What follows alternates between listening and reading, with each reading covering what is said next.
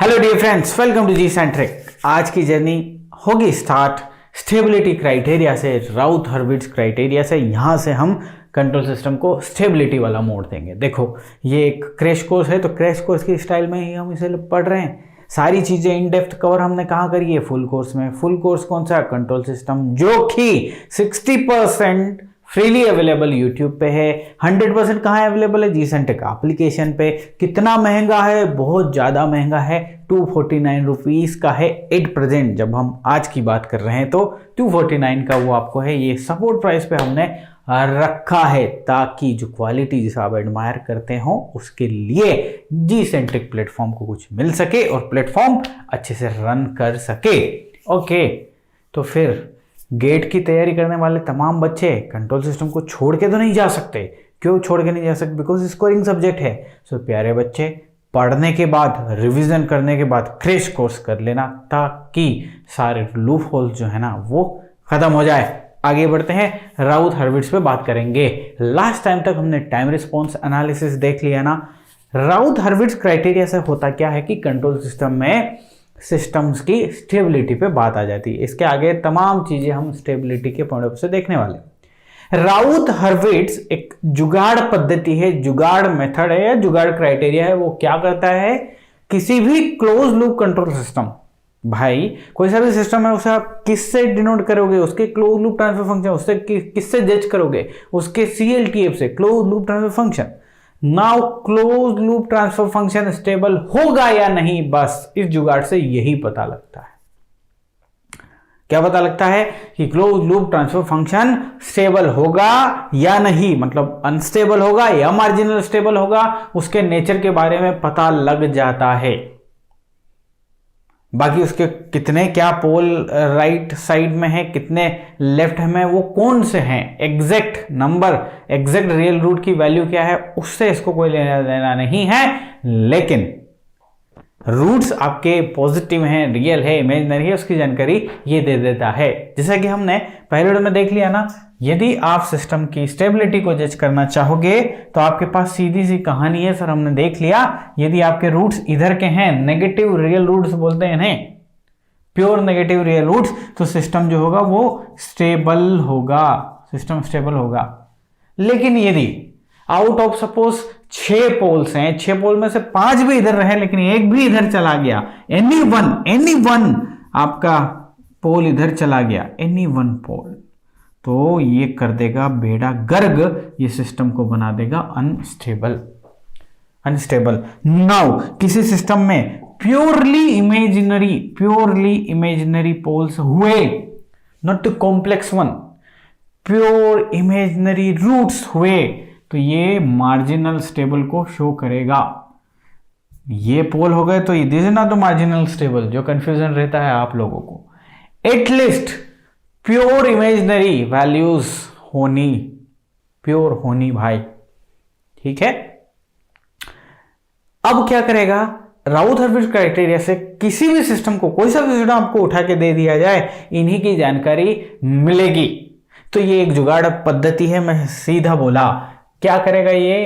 Close loop transfer function की stability के बारे में बात करेगा। क्या करेगा जी? इसकी स्टेबिलिटी के बारे में बात करेगा, ठीक है, इसकी स्टेबिलिटी के बारे में बात करेगा। हो गई सर बात। ओके, नाउ कैसे बात करेगा? देखो, आपके पास सिस्टम में G of S, H of S given है, यदि इसे हम बोलते हैं OLTF, तो राउथ हर्विट्ज क्राइटेरिया में हमने क्या देखा था कि हम हमेशा कैरेक्टरिस्टिक इक्वेशन से आगे बढ़ेंगे। किसे बोलते हैं कैरेक्टरिस्टिक इक्वेशन? अरे भाई, CLTF जो है वो क्या है? न्यूमरेटर और डिनोमिनेटर का कहानी है। This is nothing but the denominator. यदि इस डिनोमिनेटर को 0 से इक्वेट कर दो तो इस इक्वेशन को हम कैरेक्टरिस्टिक इक्वेशन बोलते हैं। इसे क्या बोलते हैं जी? कैरेक्टरिस्टिक इक्वेशन, ठीक है, कैरेक्टरिस्टिक इक्वेशन। इसी की जरूरत लगेगी राउथ हर्विट्ज में आगे प्रोसीड करने के लिए।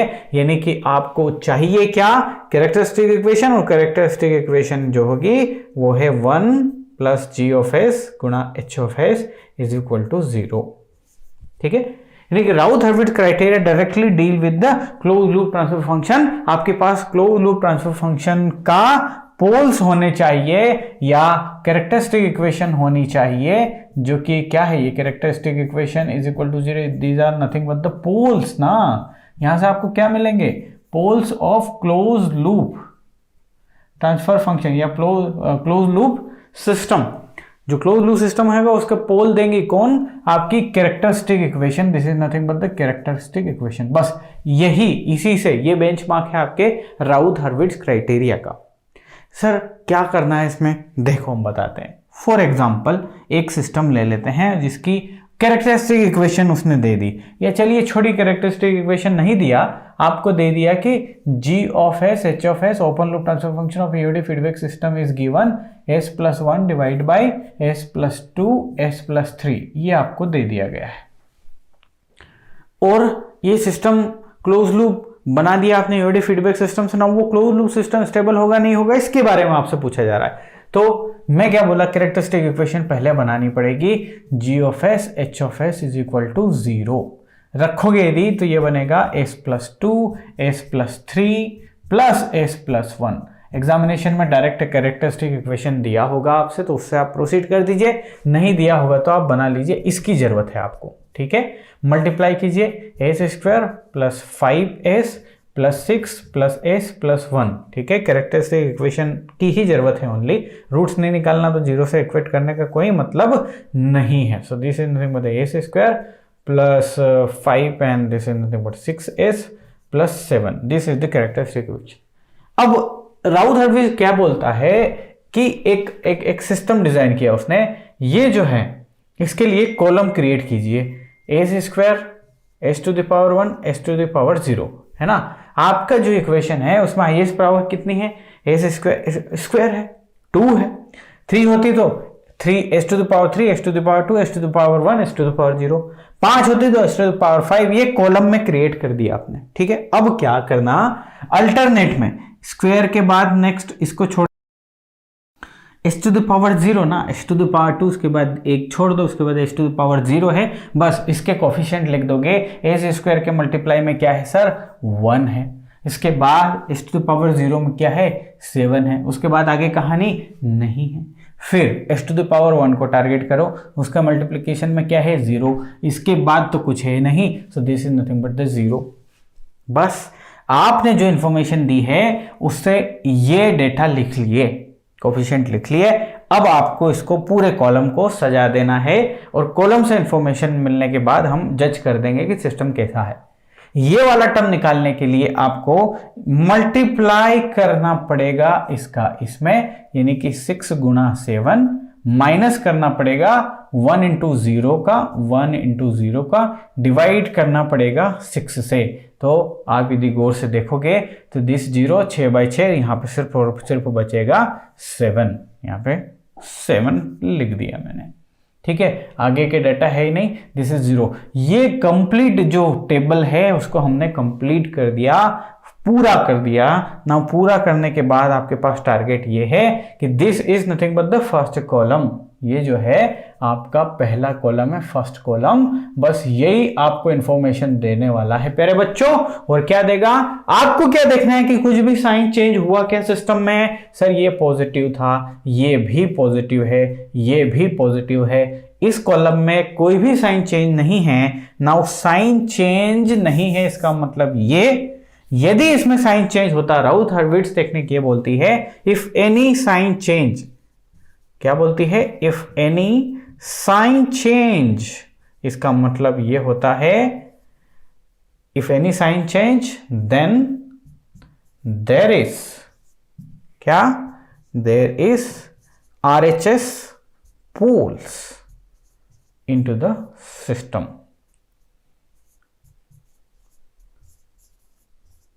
समझ गए बात, RHS पोल होगा, एक भी साइन चेंज हुआ तो RHS पोल होगा, और नंबर ऑफ साइन चेंज जो होंगे उसी के बराबर RHS पोल होंगे, है ना। क्या बोला कि sir number of sign changes जो होंगे ना, चेंज के लिए लिख दो is equal to number of, hashtag use कर लिया हूं मैं नंबर ऑफ के लिए, number of RHS poles, RHS pole. यदि सिस्टम में 2 साइन चेंज हुआ इसका मतलब 2 RHS पोल, और यदि आपको RHS में पोल की जानकारी मिल जाए, RHS में पोल्स की यदि जानकारी मिल जाए तो आप बोल दोगे सिस्टम स्टेबल नहीं है, अनस्टेबल है साहब। जैसे कि इस सिस्टम में देखो एक भी साइन चेंज नहीं हुआ, there is no sign change, इसका मतलब डायरेक्ट इसको देख के बोलो कि this is nothing but the stable system.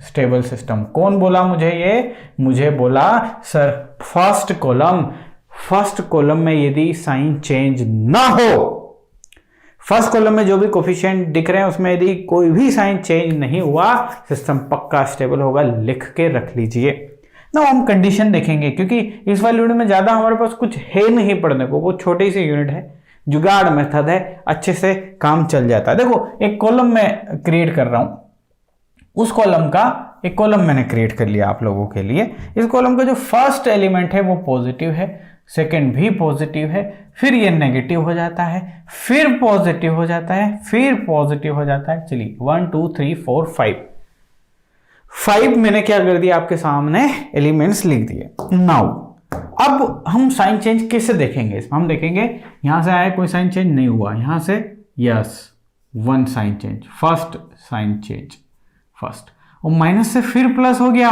Second sign change, फिर प्लस ही है, 2 बार साइन चेंज हो रहा है। ऊपर से देखिए प्लस है, प्लस ही है, कोई दिक्कत नहीं, प्लस से माइनस हो गया एक बार, माइनस से फिर प्लस हो गया, 2 साइन चेंज। इसका मतलब ये है RHS पोल जो है, इसका मतलब क्या हुआ, RHS जो पोल्स हैं, number of RHS poles is equal to 2, यानी कि आउट ऑफ 5 रूट्स 2 रूट्स जो हैं वो RHS में हैं, और सिस्टम में यदि RHS में हो गए तो सिस्टम अनस्टेबल सिस्टम है, अनस्टेबल। आगे बस नेक्स्ट एक और कॉलम ले लेते हैं हम, ये ले लिया मैंने कॉलम। इस कॉलम में हम पहले ले लिए प्लस, फिर ले लिए प्लस, फिर माइनस, फिर माइनस, फिर प्लस और फिर माइनस। तो देखिए जरा ध्यान से कि कितने साइन चेंज हुए। सर प्लस प्लस नहीं हुआ, यहां पे पहला साइन चेंज हुआ, this is nothing but the first one, यहां पे नहीं हुआ, फिर यहां से यहां हो गया, this is nothing but the second one, और फिर प्लस से minus, this is nothing but the third one. 3 बार साइन चेंज हुआ, 1 2 3 4 5 6 आउट ऑफ 6 पोल्स 3 कहां होंगे? 3 होंगे RHS में। RHS में कितने होंगे भैया? 3। आगे बच्चों में ओके। अब एक और स्पेशल केस है, जरा देखना, बहुत ही मस्त केस। उसमें क्या होगा, ये प्लस है, ये प्लस है, ये प्लस है, और यहां पे आपकी एक पूरी रो 0 हो गई, इसे बोलते हैं रो ऑफ 0, ROZ। और फिर यहां पे पॉजिटिव ही है, पॉजिटिव है, लाइक दिस, ऐसा मान लेते हैं हम, ठीक है। 1 2 3 4 5 6, सो 6 5 4 3, यस ओके। ये रो आ गई, ROZ आ गई। ROZ का मतलब क्या? ROZ के आने का मतलब ये होता है कि आपके सिस्टम में कुछ पोल्स जो होंगे वो सिमेट्रिकल अबाउट द ओरिजिन होंगे, है ना। कुछ पोल्स जो होंगे वो होंगे सिमेट्रिकल अबाउट ओरिजिन। ये कौन बोलता है? ये बोलता है हमारा ROZ। सर ये तो समझ में आ गया कि वो सिमेट्रिक अबाउट द ओरिजिन होंगे, लेकिन यहां से आउटपुट क्या निकलेगा? आउटपुट ये निकलेगा कि जब भी किसी सिस्टम में ROZ आ जाए तो वो सिस्टम स्टेबल तो होगा ही नहीं। अब यहां से 2 कंडीशन बनती है, या तो अनस्टेबल सिस्टम होगा या मार्जिनल स्टेबल सिस्टम होगा, या होगा मार्जिनल स्टेबल। ये 2 ही कंडीशन बचती है, या तो ये या ये, ठीक है। स्टेबिलिटी की क्यों नहीं बचती? क्योंकि सीधा बोला गया है आपको कि सर ROZ का आना मतलब ये कि पोल्स ओरिजिन के अबाउट सिमेट्रिकल होंगे। सिमेट्रिक के लिए मिनिमम 2 पोल्स चाहिए ही चाहिए। तो इसके अबाउट यदि आपको सिमेट्री क्रिएट करनी है तो एक पोल यदि इधर आया तो एक इधर आएगा ही आएगा। ये अनस्टेबल सिस्टम है या नहीं? एक पोल यदि इधर आया तो दूसरे को इधर आना पड़ेगा ही पड़ेगा, सिमेट्रिक करना है अबाउट द ओरिजिन। इसका मतलब सर या तो मार्जिनल स्टेबल सिस्टम मिलेगा या अनस्टेबल मिलेगा, स्टेबल सिस्टम नहीं मिलेगा।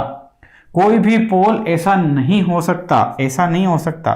This is not symmetrical about the origin, this is symmetric about the x axis. और यहां सीधा बोला गया है symmetrical about the origin, origin से सिमेट्रिक होना चाहिए, इसलिए दो कंडीशन बचती है।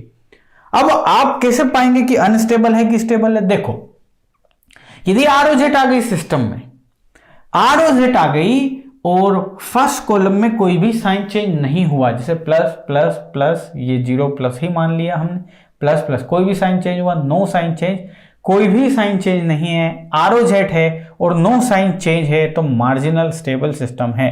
कौन से केस में? No sign change. इसको साइन चेंज का ये समझिएगा आप सिंबल, ठीक।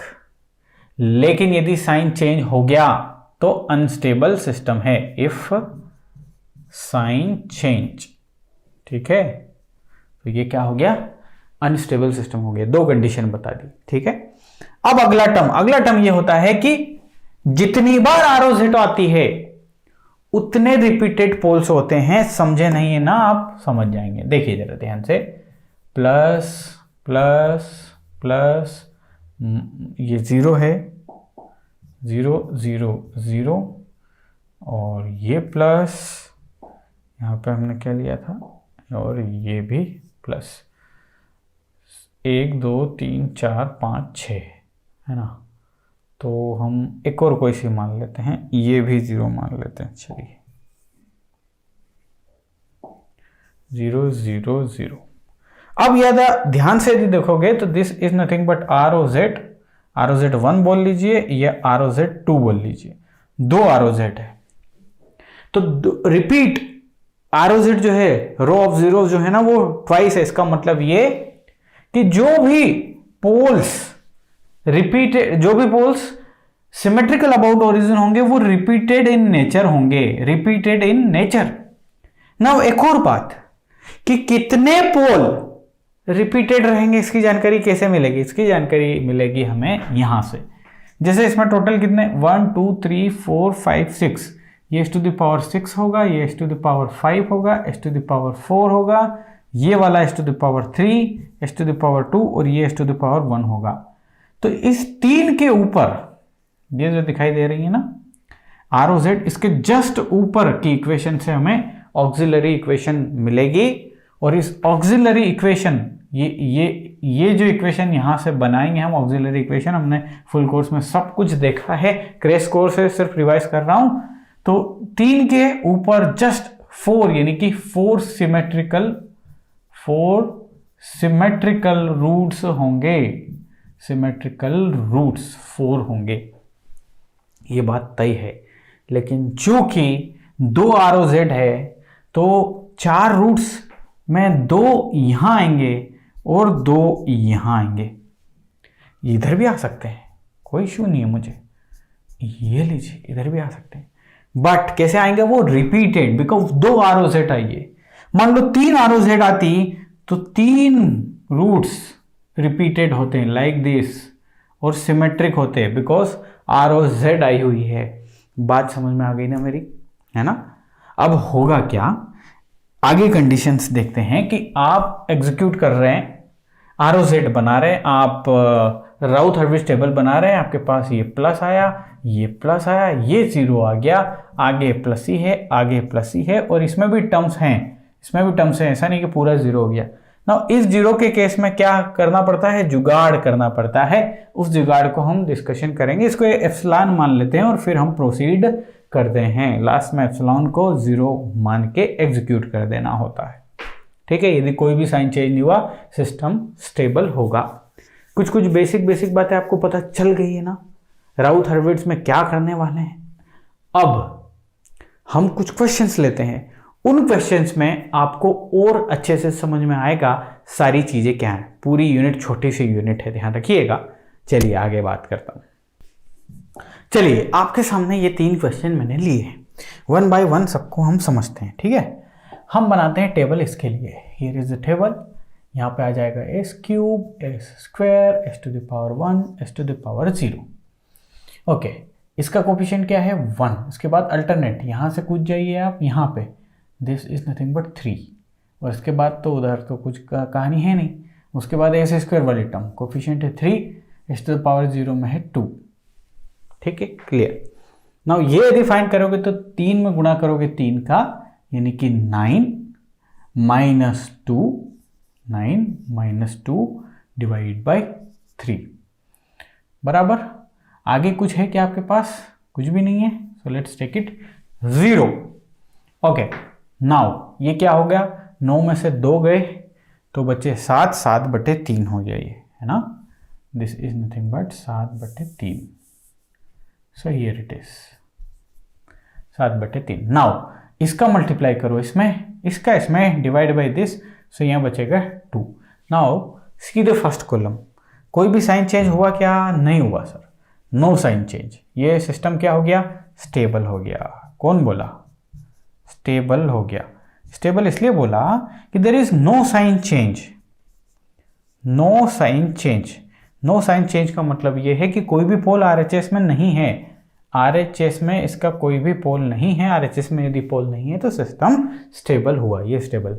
दूसरी इक्वेशन ले लेते हैं, ठीक है। दूसरी इक्वेशन आइए जरा। सो सिर्फ टेबल, अब ये कोफिशिएंट तो लिखने की ज़रूरत नहीं है। दिस इज नथिंग बट 1 के बाद 2, और ये ले लीजिए यहाँ पे 2 एंड देन 6। ठीक, ये रहा। आगे बढ़ाते हैं हम। सो 2 गुणा 2 is nothing but 4 minus 6 divide by 2, ये तो 0 है। 4 माइनस 6 माइनस 2 डिवाइड बाई 2, तो ये आ जाएगा कितना? -2। उसके बाद अगला दिस माइनस दिस, ये पॉजिटिव आ रहा है। ये क्या आ रहा है जी? पॉजिटिव और पॉजिटिव 6।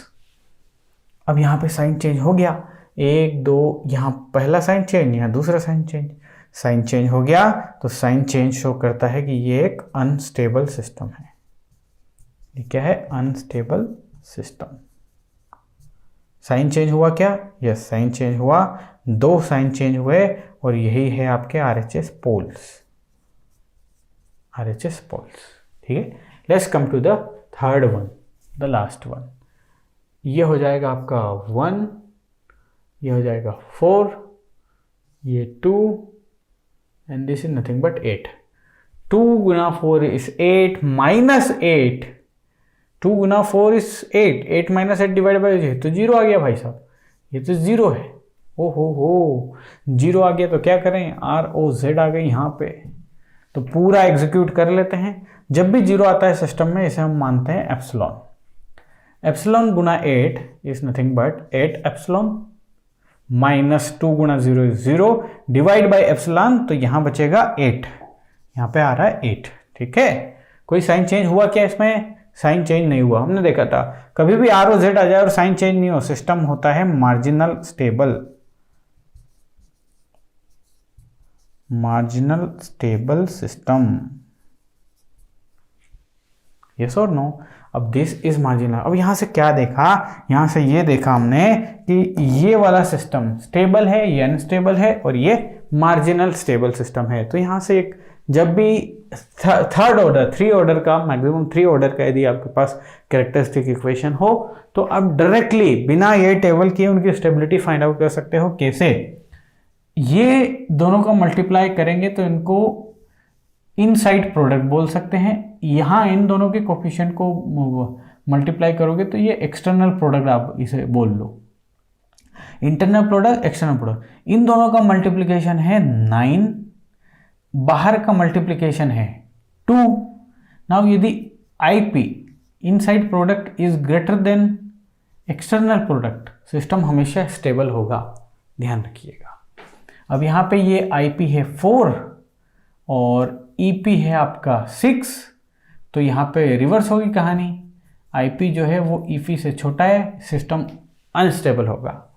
ना इन दोनों का मल्टीप्लिकेशन आउटसाइड के मल्टीप्लिकेशन के यदि बराबर है, 8 = 8, सिस्टम मार्जिनल स्टेबल होगा। इतनी बात ध्यान रखोगे आप। जुगाड़ है, वैसे तो आपके पास पद्धति है ही, आप कर ही लोगे, है ना। चलो इससे पहले हम इसको एग्जीक्यूट करते हैं। इसको एग्जीक्यूट करें तो टेबल बना लेते हैं पहले। x to the power 4, x to the power 3 square and this is nothing but 0 तक जाना है। इसका कोफिशिएंट क्या है भाई, 1 है। इसके जस्ट बाद आता है कौन, स्क्वायर आता है तो 2 है, इसके बाद 8, ठीक है।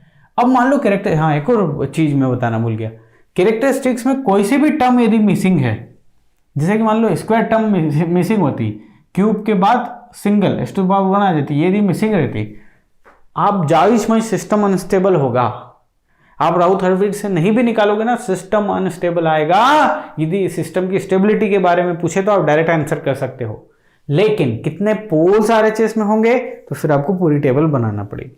कोई एक भी टर्म मिसिंग हो, सिस्टम अनस्टेबल होगा। कोई एक भी साइन, जैसे प्लस है और ये माइनस हो जाए तो भी अनस्टेबल होगा। या तो सारे प्लस है या सारे माइनस है होने चाहिए। अगली बात समझ में। चलो अब हम आगे बढ़ते हैं। दिस इज नथिंग बट 2 इसका कोफिशिएंट, उसके बाद आता है 4 और उसके बाद आता है 0। Okay let's find out this. 2 into 2 4, 4 minus 4 sir ये तो 0 आ गया। ओके आने दो, ये हो गया 8 दोनों 16, 0 डिवाइड बाई 2, सो ये तो 8 आ गया, आगे 0 है। जब भी 0 आ जाए तो आपको उसको रिप्लेस करना है इससे, एप्सिलॉन से, और आगे प्रोसीड कर दीजिए। एप्सिलॉन गुणा दिस 4 एप्सिलॉन माइनस ये बन जाएगा आपका 4 epsilon minus 16 divide by epsilon. आगे बढ़ेंगे, दिस इज नथिंग बट 0 और ये भी 0 आएगा। आगे कर लीजिए, एप्सिलॉन गुणा 0 0, ठीक है। अब दिस गुणा दिस माइनस दिस गुणा दिस डिवाइड बाई दिस, तो आपके पास ये आ रहा है 8। ओके अब हम देखते हैं कि एप्सिलॉन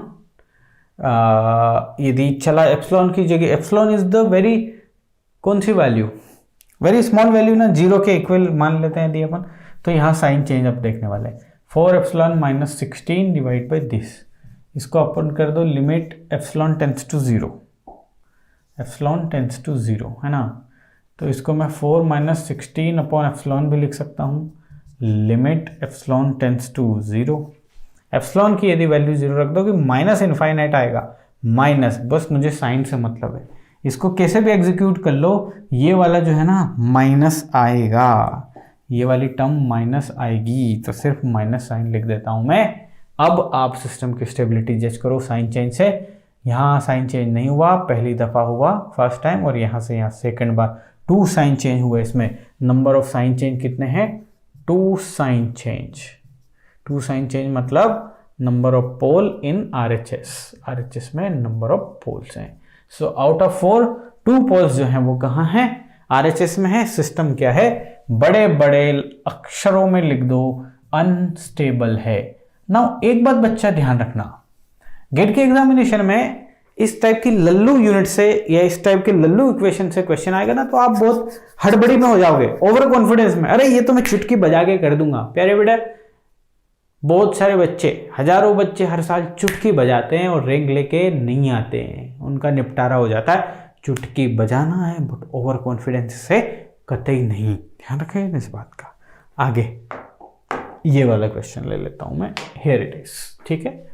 बनाते हैं x to the power 6, x to the power 5, 4, 3, 2, 1 and 0। ये टेबल कॉलम बना रहा हूं मैं, पूरा राउथ हर्विट्ज टेबल बना रहा हूं।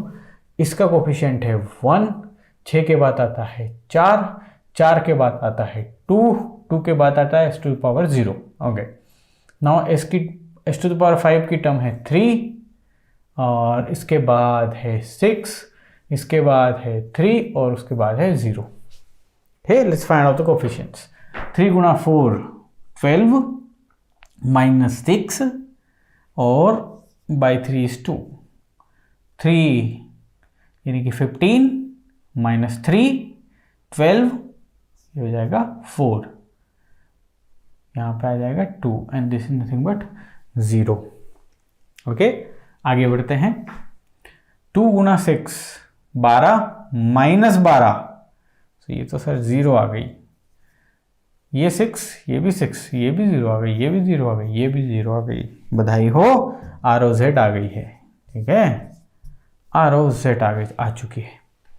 तो अपने को तो आगे प्रोसीड करना है।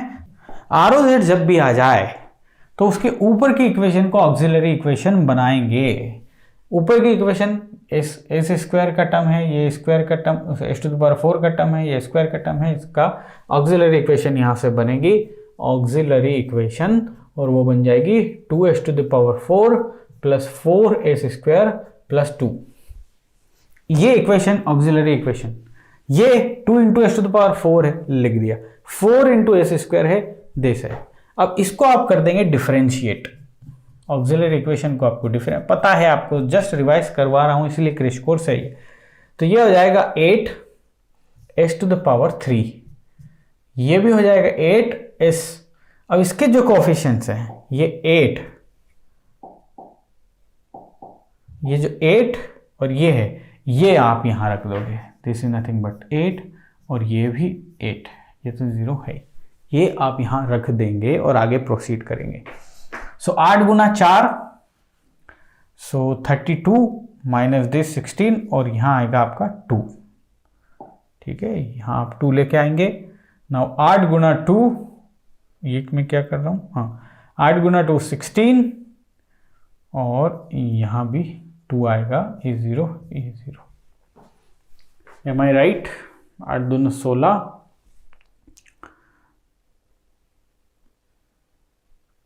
ओके, करेक्ट बात है। अब यदि इसे एग्जीक्यूट करोगे तो फिर ROZ आ गई भाई साहब, ROZ आ गई ना, ये दोनों सेम कहानियां हैं।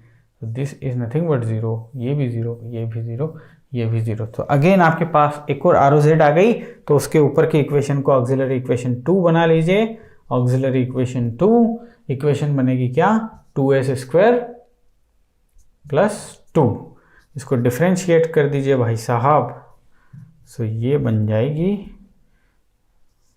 ds के रिस्पेक्ट में डिफरेंशिएट कर दीजिए, तो ये बन जाएगी 4s प्लस 0। तो ये जो कोफिशिएंट है यहाँ रख दीजिए, this is nothing but 4, and 4 × 2 this यहाँ पे 0 0 0 0, यानी कि 2 ROZ आ गई है आपके पास। ROZ कैसे आएगी, तो आपको एग्जीक्यूट कैसे करना है वो आपको समझ में आ गया। ऑक्सिलरी इक्वेशन के रूट्स जो हैं, ऑक्सिलरी इक्वेशन के रूट्स क्या है, 4 रूट्स जो हैं वो इक्वल टू 4 है। ये 4 रूट्स ही जो है ना, जो सिमेट्री होंगे वो यही है, सिमेट्रिकल होंगे। तो 2 ROZ है, 2 पोल्स रिपीटेड नेचर के, टोटल 4 हो गए, वो सिमेट्रिकल अबाउट ओरिजिन रहेंगे, वो इन्फॉर्मेशन इससे मिलेगी। अब ये क्वेश्चन में क्यों लिया, ये क्वेश्चन इसलिए लिया ताकि आपको क्या पता चले कि ROZ जब आती हैं तो सिस्टम को एग्जीक्यूट कैसे करना है। क्लियर है?